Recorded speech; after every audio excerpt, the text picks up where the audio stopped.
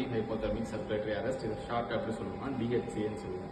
இது எதுக்கு நம்ம யூஸ் பண்ணுறோம்னா கார்டியாக் சர்ஜரி அப்போ நம்ம ஹார்ட்டை ஓப்பன் பண்ண அப்புறம் ஓவர் ப்ளீடிங் நடக்கும். இது பர்டிகுலர் சர்ஜரிஸ் இருக்குது, அதை நான் சொல்கிறேன். அந்த சர்ஜரிஸ் அப்புறம் ரொம்ப ப்ளீடிங் இருக்கும்.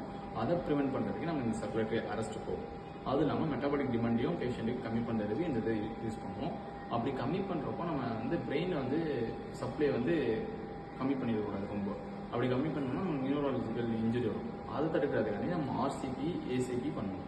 சிஎஸ்சி அப்போ பாடியில் சர்க்குலேட் நடக்குமா அப்படின்னு கேட்டிங்கன்னா கிடையாது. அப்போ கம்ப்ளீட்டாக பிளட் ஃப்ளோ ஸ்டாப் ஆகும். இதோட யூசஸ் கார்டியோதொராசிக் சர்ஜரியில் யூஸ் ஆகும். எங்கன்னா aortic arch reconstruction, congenital abnormalities, repair of thoracic aortic aneurysm, aortic aneurysm with rupture and aortic calcification. டிஹெச்சிஏ அப்போ பர்ஃபியூஷனிஸ்ட் என்னென்ன பண்ணுவாங்க அப்படின்னா பிளட் ப்ராடக்ட்ஸ் ரெடியாக வச்சுக்கணும். அவங்களோட பிளட் குரூப்ஸ்க்கு ஏற்ற மாதிரி ரெடியாக வச்சுக்கணும். சென்ட்ரிஃபியூஜல் பம்ப் யூஸ் பண்ணுவோம். எதுக்காக அப்படின்னா ஹீமோலைசிஸ் கம்மி பண்ணுறதுக்காக.